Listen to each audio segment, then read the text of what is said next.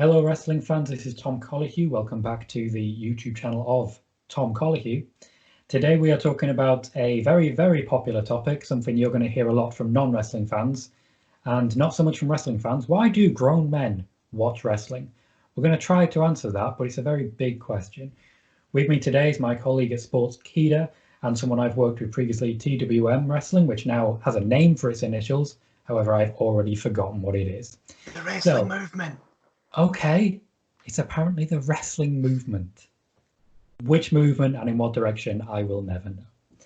It is Daniel McIver. Dan, how are you doing? I'm very good. How are you? Oh, you turned that back on me, did you? Yes, we I talked did. about this beforehand.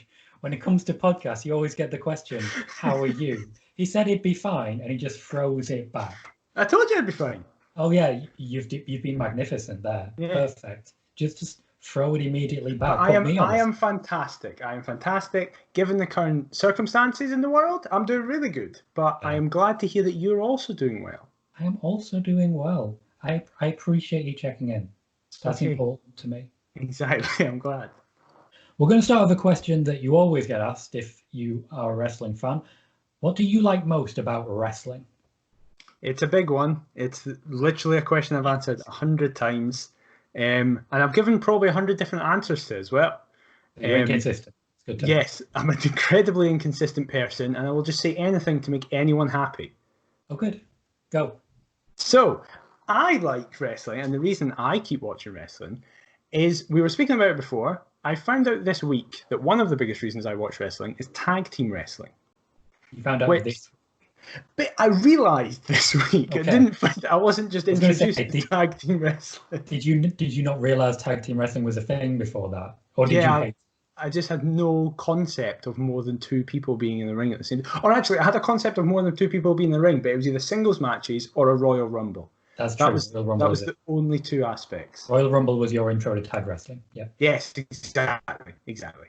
But yeah, I love tag team wrestling so much. When it's done right, tag team wrestling is incredible. I think a lot of people this year will say that their match of the year was Kenny Omega and Hangman Page against the Young Bucks at Revolution, because that match was just incredible from both an in-ring perspective and a storyline perspective. Even though nothing technically happened, the hints and the suggestions that came with that were just incredible.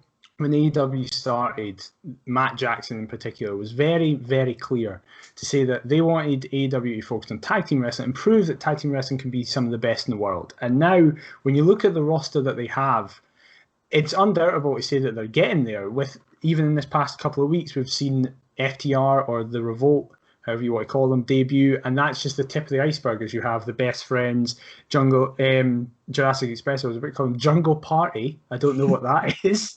Well, it's a very fun party. It sounds like to me. It is. I don't know why they've never went with that, but Jurassic Express is who I meant. You've also got Proud and Powerful, the Hybrid 2, which I don't really like that as a name, but I love them. They're great. I like Jack Evans a lot. Jack Evans is great. But tag team wrestling is just fantastic. And I think when done right, there is nothing better. To be fair, Jack Evans is someone that Cody Rhodes put over quite heavily on a recent conference call. So certainly there's something there. I'm going to go into a bit more detail about what I like most about wrestling, but I'm going to quickly turn it into an immediate question, because most people who watch this channel know what I like. I'm here for the storylines. I'm here for the soap opera. I'm here for the crazy. I'm not really particularly here for the in-ring wrestling. For you, what's more important, the wrestling or the story? Overall, I'd say the wrestling personally, because I can immediately get invested in a good wrestling match than I can with a story, just in the sense of I find it easier to get involved in a good wrestling match. For example, the first time I ever saw Will Ospreay, I had no idea who he was, no idea who he was facing, no idea what the promotion was. But apparently, looking back on it now, I realised it was him versus Ricochet in their like 7th match or something like that. So a lot of it was the story that they've had in all these different companies and promotions, and it's still going now. But I just saw two incredible guys doing ridiculous things. It was actually, the way I saw it was because Vader had shared it and was getting annoyed at it. So I was like, who is this twosome that are annoying Vader? Oh, they look incredible.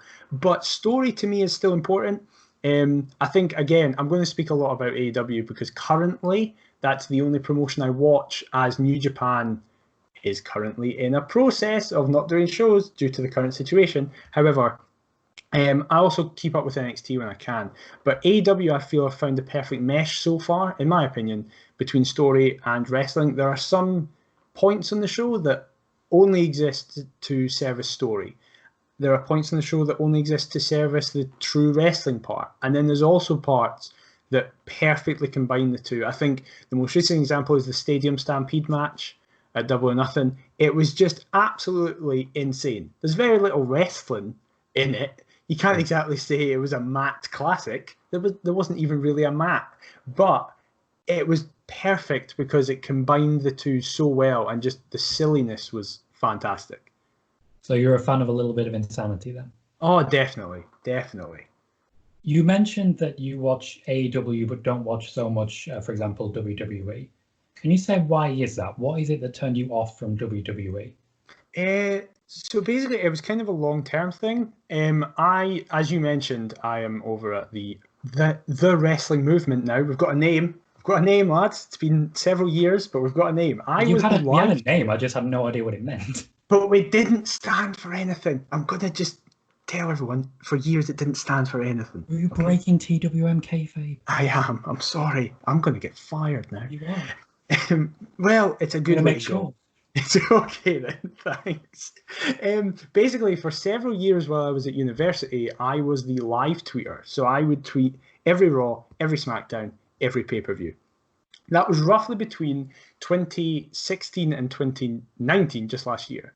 And I was watching it live, so we are both in Britain. It meant that I was staying up till 4 and also for most of that time, SmackDown was on Tuesdays. So for Mondays and Tuesdays, I was up till 4. Sometimes on a Sunday when it was a pay-per-view, and sometimes when it was NXT, it was Saturday, Sunday, Monday, Tuesday. Yeah, I've been there and getting up for 6:30 for the day job as well. You crash. You just full on crash.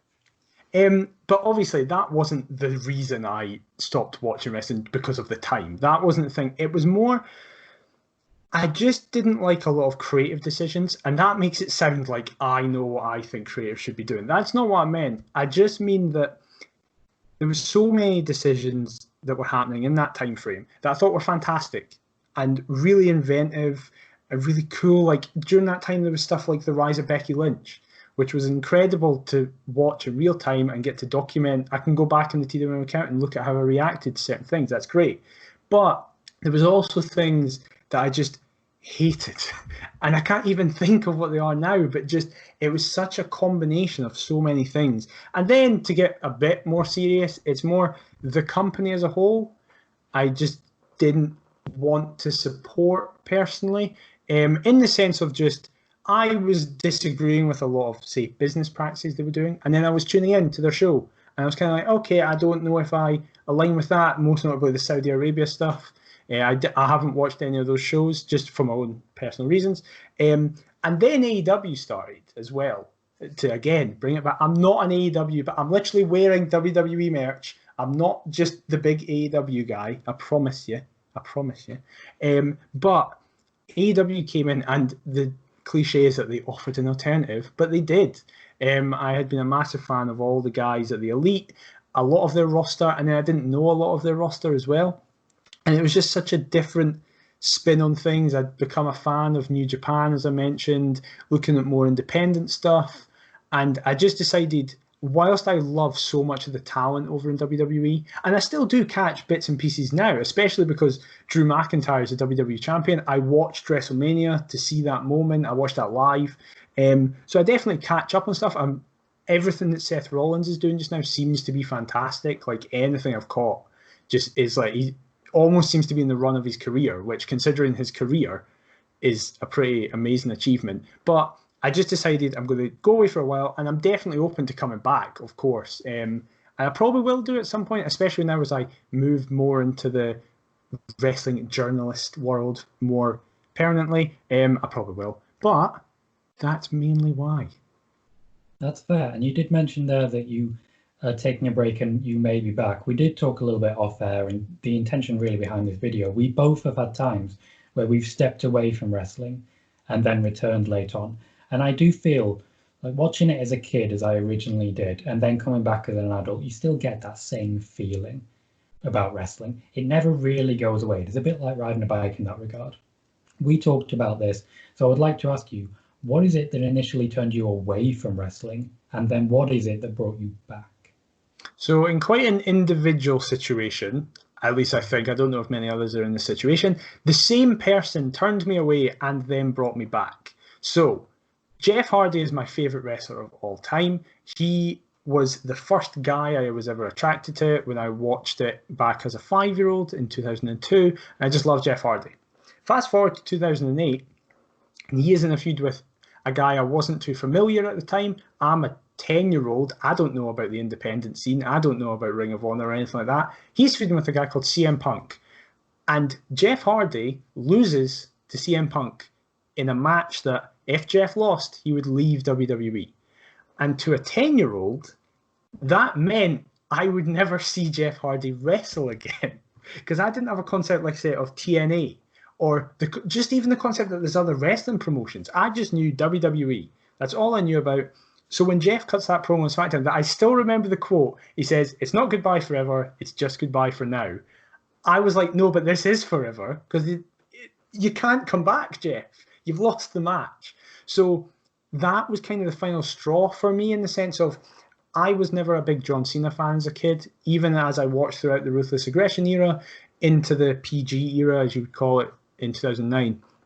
I was never a big John Cena fan. So seeing John Cena just rise to the top of the card and defeat everyone, I was very much like, okay, cool, I'm not that interested. And then my favourite left.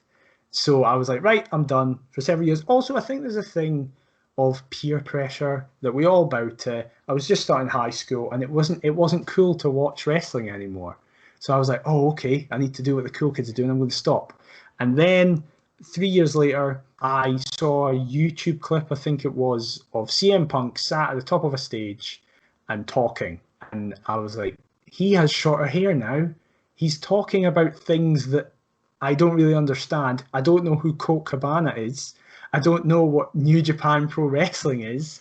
But this is really interesting. So what's the situation? And then I ended up, just on a whim completely, my uncle, who is the reason I am a wrestling fan. My uncle's quite a lot younger than his generation, so I would watch wrestling at his. He said, "I've ordered the pay-per-view. Do you want to come and watch it?" And I was like, "Yeah, sure." So I sat down and watched Money in the Bank 2011. And again, as we said off camera, it's almost a one-match show. The Randy Orton Christian World Title match is also fantastic. The undercard generally is pretty good, but you watch that show for the main event, and I couldn't believe how immediately I was invested in the guy who I didn't like because he had taken away my favourite wrestler versus the guy who was also the reason I wasn't a fan for a while, but John Cena. They're both perfectly combined to draw me back in. And that was it, really. I was hooked. That's absolutely fair. I mean, the times when I was watching initially was the Attitude Era. And like you say, you were never particularly drawn to John Cena. Steve Austin, for me, I don't get it. I have never got it. Because ultimately, you've got to remember, I was 10 years old. Why would I care about someone beating up his boss? I didn't even know what a boss was. I'd never had that experience. Someone drinking beer, I'd never drank a beer in my life. I'd never gone anywhere near it. So there was no culture connection. For me, it was more like Triple H, who was a part of DX, of course. The Undertaker, who was that bigger cult figure. So for me, those are the characters I connected with. And when I did eventually come back in 2015, interestingly, Bray Wyatt, still the big occult figure, is one of the reasons I stuck around. Seth Rollins, who was, of course, being steered by Triple H at the time, another one I connected with. So there are a lot of similarities there. You mentioned in particular the pipe bomb. I also had no idea who Colt Cabana was. I knew about New Japan Pro Wrestling at the time, but it was something that I was still learning about, and I still don't watch enough, I feel, of it now. But for moments like that, when it's behind the curtain, and now when you're moving into wrestling journalism, what's more interesting to you? What's going on in the ring or what's going on behind the curtain? It's definitely the behind the curtain stuff. my girlfriend, who has recently gone to AEW, started asking me that question of, is it different to when you watched it as a kid? And it very much is, because as a child, you watch it as just what's being presented. You don't think about, for example, I didn't think about the fact that when Jeff Hardy won the title at Armageddon, I didn't go, that's great, he deserves that push. He's been fantastic. The booking of that match was excellent with the Swanton Bomb and you can't see it. I was just a kid going, my favourites won the world title. Yeah. But now, most of the enjoyment I get is looking at a roster, for example, and going, oh, I'd push him, I'd do this with them, I like the way that story's going, I don't like the way that story's going, here's how I change it. I think that aspect of it, and it may help because I've always been into writing and always been into storyboarding and film and stuff like that. So I treat it like that, like I'm watching a film, and how I think the editing has been done, the cinematography has been shot. The narration, as we would call it, commentary, is helping to boost that. So the behind the curtain stuff, for me, is definitely a larger aspect of why I stick around as a wrestling fan now. There's a lot of stuff that is behind the curtain and a lot of stuff that's being produced that isn't necessarily in-ring stuff. A lot of that also does make up what people look at now and see as being a wrestling fan isn't just enjoying wrestling in the ring. There is so much else that's going on. How important is it to you, and how much time do you dedicate to consuming things like Being the Elite, Southpaw Regional Wrestling, and of course real out there, out of ring stuff, like the bowling segment on Raw between the Street Profits and the Viking Raiders? See, I've heard about this. I've not seen it, but I've heard, didn't they do archery as well? They did axe throwing. I'd have liked to see. Oh, okay. That's incredible. But stuff like that, I feel adds so much. So I heard of Being the Elite a few years ago. It was about 50, 60 episodes deep. And I was aware of the Young Bucks vaguely, mainly because of when Styles, Nakamura, and Gallows and Anderson came to WWE. That's when I, funnily enough, got interested in New Japan Wrestling, because those four guys had left. So I was like, where have they come from? And Being the Elite immediately stuck with me, because I was like, that's such an interesting aspect. There's also parts of it where Zack Ryder was doing it years prior with the Long Island IC story. Wrestling in that sense is so interesting because it plays to the fact that wrestling fans know it's not real. You can't really do that on screen. You can have shoot segments, which usually aren't actually shoot, but it's acknowledgement that you know what we're doing here. And Being the Elite and stuff like Southpaw Regional Wrestling, which was so hilarious and funny and well put together, it adds to that extra incentive to be a wrestling fan and consume as much as you can, even just so you can get the little references that are made and that you can go, oh, I get what he's saying there, I get why that's funny. And I watch Being the Elite every single Monday. When it comes out, I watch it without fail. If I miss a day, I'm just like, oh, for God's sake, I missed it. Right, I need to stop what I'm doing, watch Being the Elite. So I think it's incredibly important, and it helps fans get even closer to those wrestlers as well. You've talked about how important certain wrestlers are. You've talked about Jeff Hardy and the impact he had. He's, of course, still wrestling. And in fact, well, he appeared on SmackDown, even though he didn't actually wrestle, even as recently as last Friday. We won't go into that. That's a conversation for another time as to what happened there.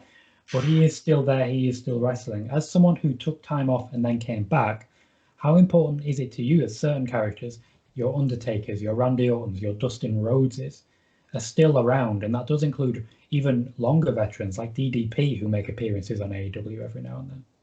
I think it's hugely important. I think you can go too far the other way, which was another reason I'd probably argue that I was turned off by WWE, where it was, you see all this up and coming talent and you're like, not only are fans invested, but they're also incredibly talented. And then Goldberg comes back and gets a sustained push multiple times over. You have guys like The Ascension, who are doing really well in NXT, come up and then just get beaten down by several old tag teams and never get to rekindle that. And I think that's where it's done badly. But there are other aspects where it's done perfectly. I think with Jake Roberts, Tully Blanchard, Arn Anderson, and AEW, using them as a manager to make fans who perhaps stopped watching and said, oh, I recognize that guy. Wait, who's he with? He's not wrestling just now. Who's this guy?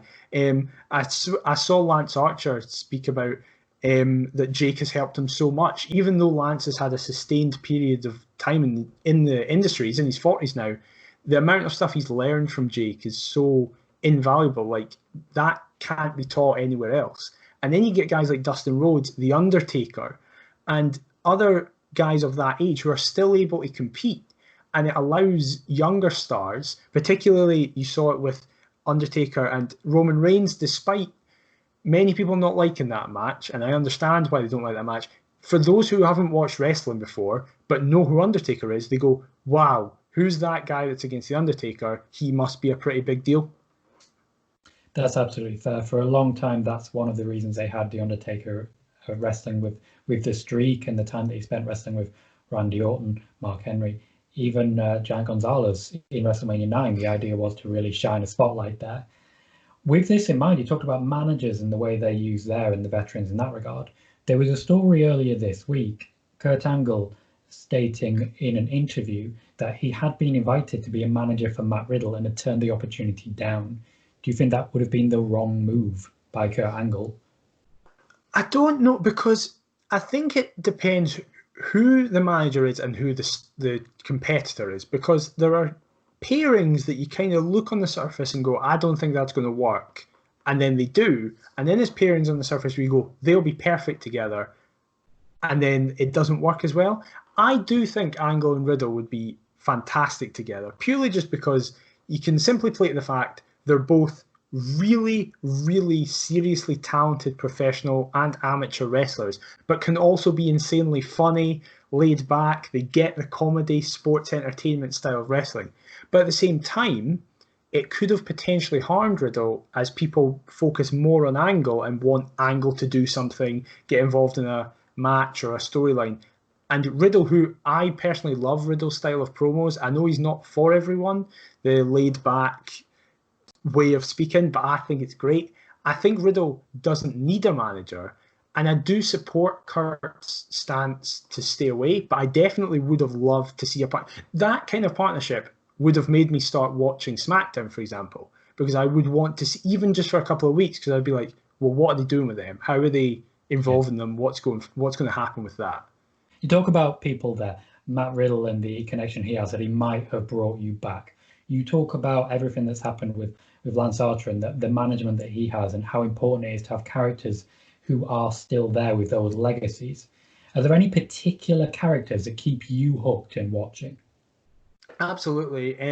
Currently, it's people like Kenny Omega. So Kenny Omega, I remember when I was out of that wrestling bubble between 2008 and 2011. In 2010, a video went round my school of a guy wrestling a little girl.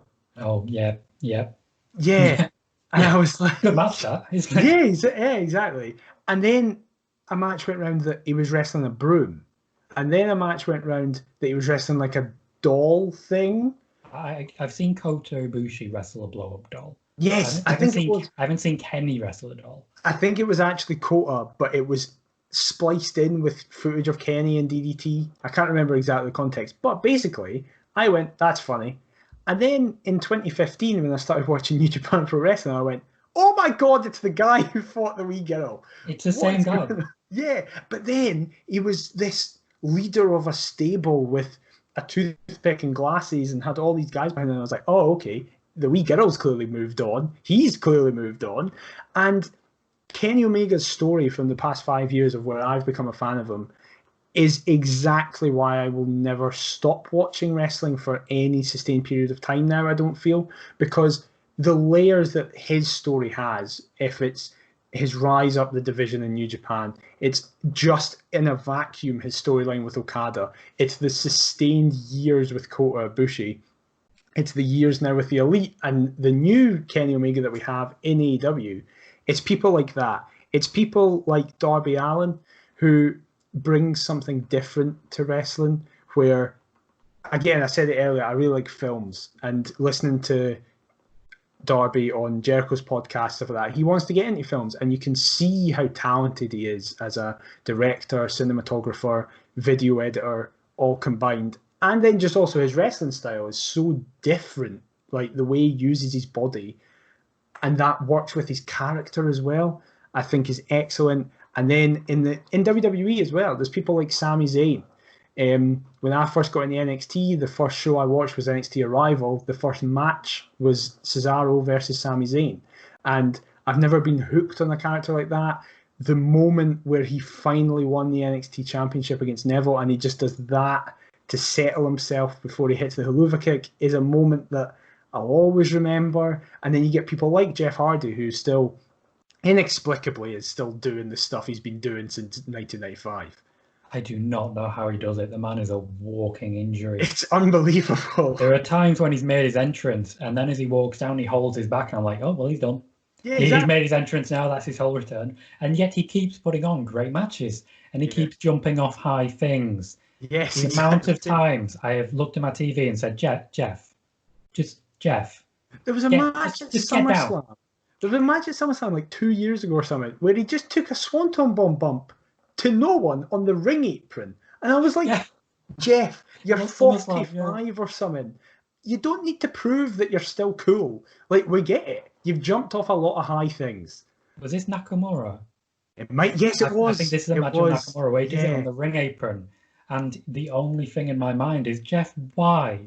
Yeah. Can anyone explain? The first thing I would ask in a Jeff Hardy interview, Jeff Hardy, can you tell me why? Why? To be fair, I don't know if you watch Up, Up, Down, Down, Xavier Woods' gaming channel. Yeah. If I'm ever in an interview with Adam Cole, the first thing I'm saying is, how bad are you at Uno? Yeah, it's ridiculous. I've never met anyone I have actually met him, but in the sense of I've never played Uno with him. But I feel like I don't really understand Uno that well because I'm a child still. But I think I could walk into a room, destroy Adam Cole, and leave. I suspect that is essentially what would happen, but him to me if I asked that question. So I would always pitch it last, but I'd probably still sneak it in there. You mentioned there about NXT. NXT is one of those that seemingly came a little bit out of nowhere at the time and delivered something completely different. You see that across the board now. NWA are doing things differently. AEW you mentioned as the alternative. You mentioned New Japan. You clearly watch a lot outside of WWE. So having that variety, just being able to watch those different shows as a wrestling fan, how worthwhile is that?